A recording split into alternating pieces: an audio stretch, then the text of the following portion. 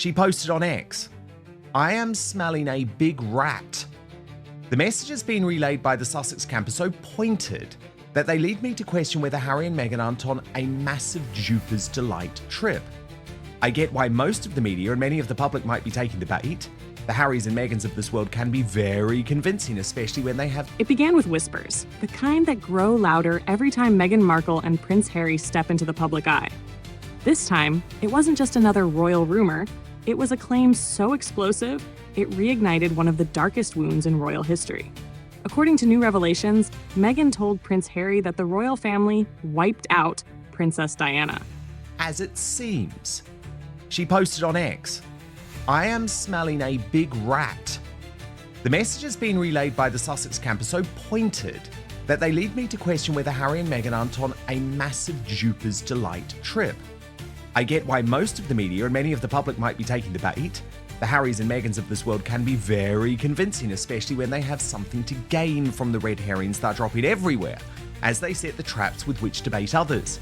But having spent the first 50 years of my life in the cauldron, that is a devious, manipulative, narcissist favoured device for cooking up brews that are intended to satisfy that said narcissist's needs without care or regard for the consequences to those who consume the brew. Those exact words, the suggestion that Diana's death wasn't just tragedy but intent, reportedly became the emotional trigger that now defines their world. For Harry, those words didn't just echo pain. They reopened a lifelong paranoia that has haunted him since the age of 12. The idea that history might repeat itself, that Meghan could suffer the same fate as his mother, has shaped nearly every decision he's made since walking away from the monarchy. For me, the warning bells are ringing loudly and clearly. Can anyone with actual knowledge of how dark triads function seriously believe that a couple who are so practiced in the art of media manipulation would be revealing serious divisions between themselves unless it was in their worldly interest to do so? I may be wrong. Maybe they are about to divorce. Maybe pigs are about to fly. And maybe Meghan and Harry aren't setting up everyone for yet another of their wheezes. Time will tell. And insiders say Meghan knows exactly how deep that fear runs. Royal commentator Lady Colin Campbell, known for her brutal candor, believes this is all part of a bigger pattern, a performance of emotional control.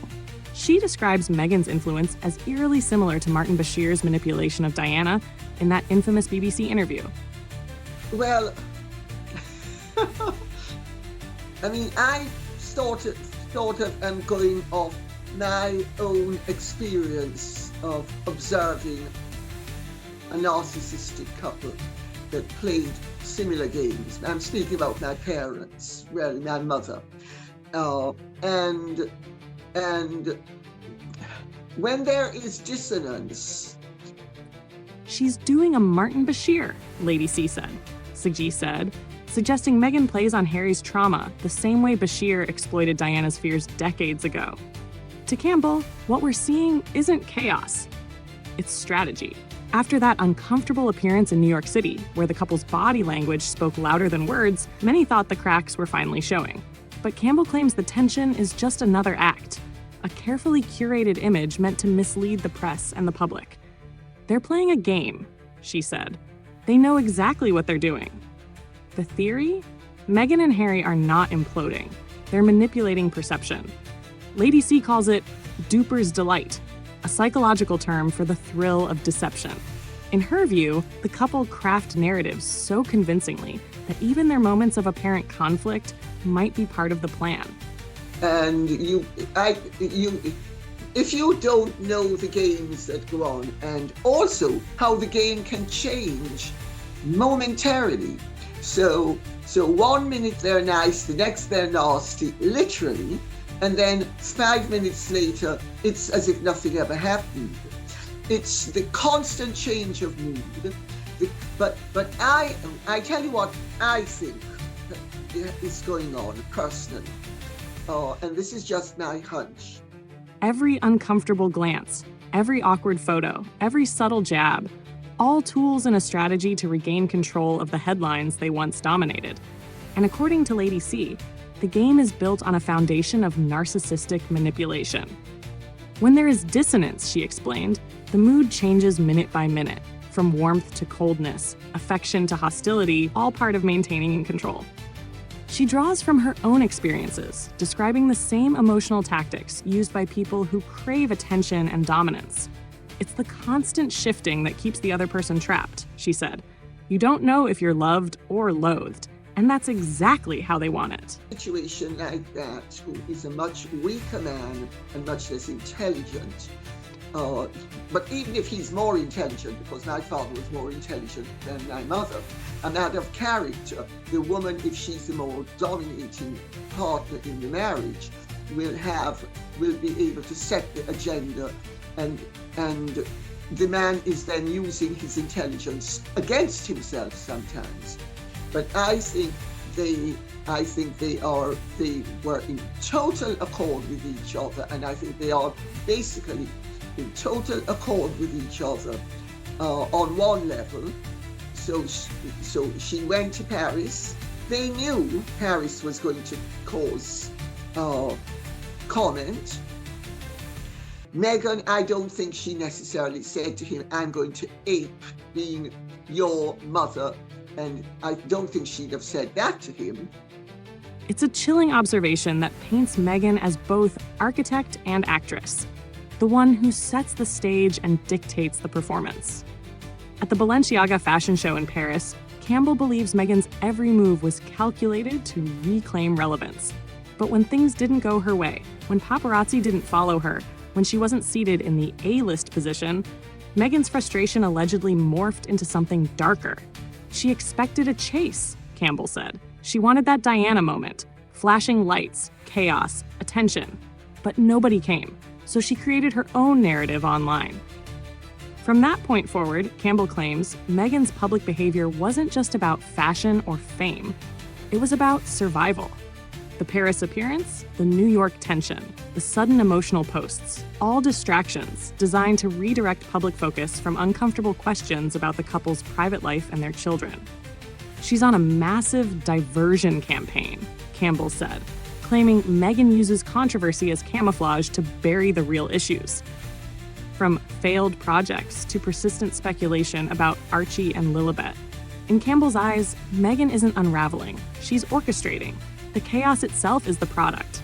Even without the surrogacy rumors, Lady C said, she would still be doing all of this. She just has a different motive for it. It's an obsession with attention, a hunger to stay relevant no matter the cost. Fame, after all, was her first love, and maybe, Campbell suggests, her only true one. So he is wildly inconsistent in terms of actually accepting responsibility for anything they say. But I don't think that they plotted that. I think that was Meghan's attempt, because I think Meghan, when she stepped out of the Balenciaga show, I think she hoped and maybe even expected the paparazzi to follow her, and nobody followed her. And I think this would have been a crushing moment for her. On top of the other crushing moments that there had been at the show, the first was the embarrassing continental kiss that she knew she didn't pull off properly, and she knew the press was going to capture that and comment on it. Then she was placed not in the central aisle in the front row, but in a side aisle in the front row. But behind all the psychological intrigue lies something even more dangerous: the way fear and control intertwine within Harry himself. Because if Meghan truly has convinced him that the royal family poses the same threat to her that it once did to his mother, then she holds not just his loyalty, but his terror. Every time she cries, "I'm not safe," every time she says they'll do to me what they did to her, she tightens the bond forged through fear. And the more paranoid Harry becomes, the more isolated he grows from his own family. According to Lady C, this is the most devastating part of all. She believes Meghan plays a triple game, appearing to support reconciliation while secretly sabotaging it. Publicly, she praises Harry's efforts to reconnect with his father, even leaking stories about peace talks and wanting Charles to meet his grandchildren. But privately, Campbell claims Meghan ensures that reconciliation never truly happens. She gets the praise for wanting peace, she explained, and the sympathy when it fails. Either way, she wins. Because in this narrative, Meghan becomes both victim and hero, the misunderstood wife battling the cold, cruel institution. The public sees a woman yearning for forgiveness, while the royal family is painted as the villains who refuse it. Yet behind the curtain, Campbell insists it's Meghan who keeps pulling the strings. Harry, meanwhile, continues to oscillate between rebellion and remorse. One moment, he's defending Meghan against the press. The next, he's reigniting legal battles over security and protection, a fight that Campbell believes is rooted in Meghan's emotional conditioning. She tells him the children will never be safe in England, she said, and that unless the royal family provides security, they can't go back. She's using fear to dictate his choices. It's a chilling picture, a prince haunted by ghosts of the past, driven by love, and possibly trapped by manipulation. And as Lady Colin Campbell put it bluntly, she's pressing all his buttons. The emotional cycle, Lady Colin Campbell argues, is almost theatrical. A loop of affection, chaos, and guilt that keeps Harry entangled. She compares it to a performance she witnessed growing up in her own family. The calm before a storm, followed by sudden tears, anger, and then an eerie normalcy as if nothing happened. That's how control works, she said. One moment you're in love, the next you're walking on eggshells. It's the volatility that becomes the prison. And in Meghan's case, Campbell believes this volatility is weaponized. Before public appearances, she claims Meghan whips herself into a frenzy, much like a stage actor preparing for a role, using conflict and emotion to heighten her performance energy. The supposed argument before their appearance in New York, Lady C suggests, wasn't accidental. It was a prelude. She gets herself worked up, shakes Harry emotionally, and then steps into the spotlight in full control while he's still reeling, she said. It's classic narcissistic theater. From the outside, it looked like another awkward royal outing. But to Campbell, it was a carefully orchestrated act. Meghan at her most commanding, Harry at his most vulnerable. And just when the world began to believe their marriage was crumbling, a subtle counter-move emerged. A social media post, a smiling picture, Harry looking relaxed, as if to silence the rumors. That's her method, Campbell said. She manufactures chaos and then sells calm as proof of strength. It's manipulation disguised as love. But the performance doesn't end at perception management. According to reports relayed by the New York Post's Page 6, sources close to the Sussexes, believed to be Meghan's own team, claim the couple is now ready to strategize a peace deal with the royal family. It was a shocking twist. For years, Meghan had openly criticized the monarchy, accusing them of mistreatment and racial insensitivity. Now suddenly the narrative shifted. She was encouraging reconciliation. For the tabloids, it was the story of the year. For Campbell, it was just another illusion. She's pragmatic. Lady C said bluntly, she knows nothing else has worked. The victimhood, the documentaries, the tell-alls, the money, the fame, the sympathy, all fading. So now she changes strategy. The shift, Campbell claims, is pure optics. She's not reconciling, she said. She's repositioning. By appearing to support Harry's outreach to his father, Meghan rebrands herself as the compassionate wife, the one who values family despite all the pain. It's damage control disguised as growth. She's saying all the right things, Campbell added, because she knows the headlines that follow will rewrite her image. And the Sussexes seem to be leaning into it. Reports emerged of Harry meeting King Charles privately for tea, smiling afterward, and telling reporters that his father was great. Supposedly, he even brought photos of Archie and Lilibet to give to his father. To some, this looked like healing. To others, like Lady C, it was a public relations exercise. It's all part of the same pattern, she said.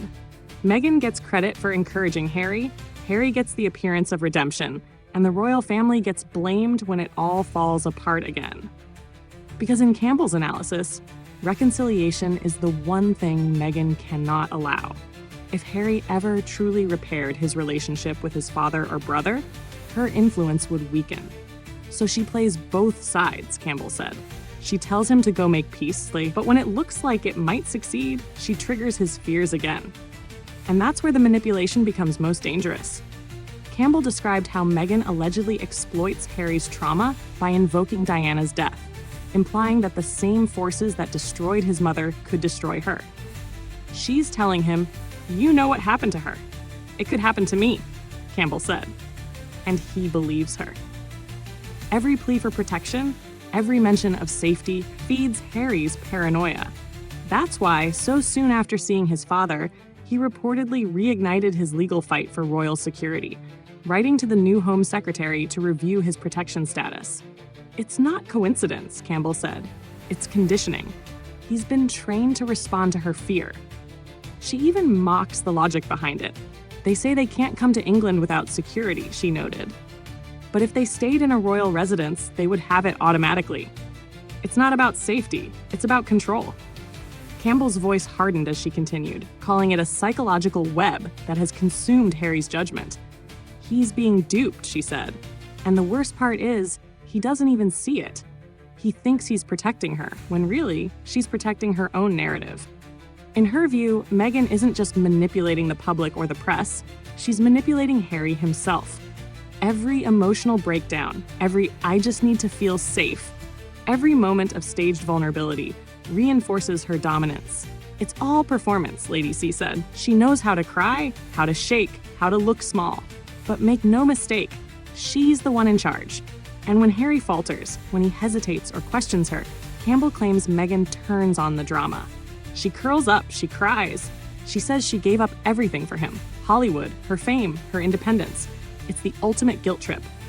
To the outside world, it's tragedy. To Campbell, it's tactics. She gets sympathy, she gets control. She gets him right where she wants him, apologizing, defending, reacting. Lady C calls it emotional warfare. It's not just about the royals or the media or even fame. It's about power.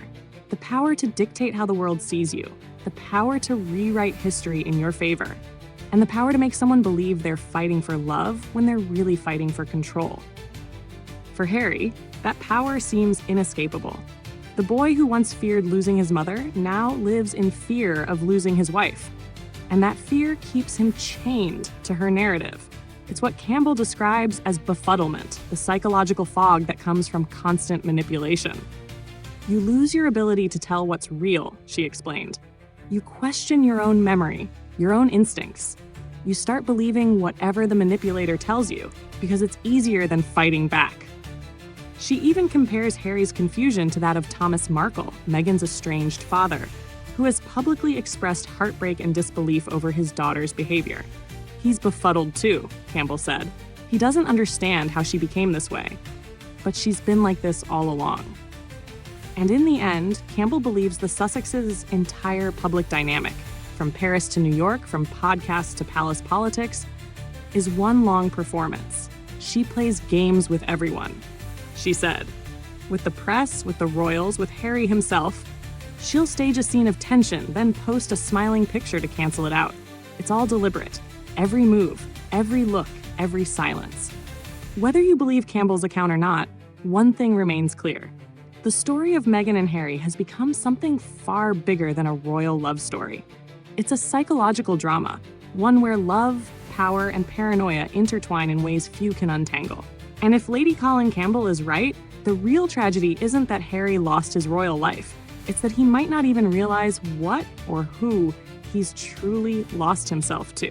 What makes this story so unsettling isn't just the manipulation, it's the precision behind it. Every time the narrative starts to slip from Meghan's control, something new surfaces. A mysterious leak, a sudden rumor, a staged reconciliation. It's like clockwork.